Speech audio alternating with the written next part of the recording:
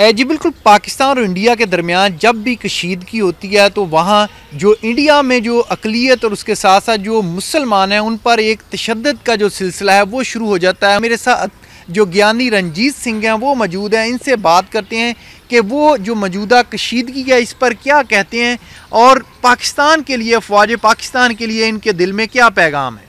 पाकिस्तान की धरती ते असीं बिल्कुल आज़ाद हाँ।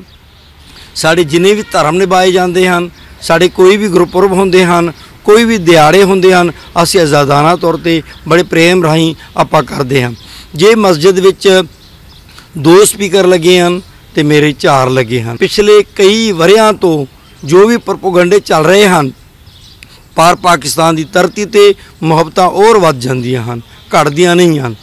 इहदे ते सानूं फखर है कि असीं पाकिस्तानी हाँ। पाकिस्तान की फौज, पाकिस्तान की पुलिस, पाकिस्तान की गौरमेंट उहदे नाल असीं बिल्कुल शाना बशाना खड़े हाँ। मेरा पैगाम है मोदी जी नूं भी कि किरपा करियो कि ऐसा ना होए कि ये अमन बिगड़ के दूसरी ताल लै लवे, दूसरी राह लै लवे तो फिर पछतावा ही होएगा।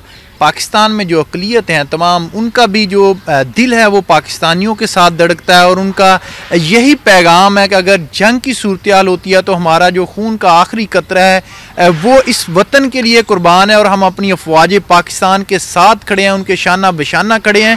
लेकिन हम अमन चाहते हैं, लेकिन अगर मोदी की जानिब से कोई इस तरह की सूरत-ए-हाल पैदा की जाती है तो हम अफवाज पाकिस्तान के साथ खड़े हैं। जी।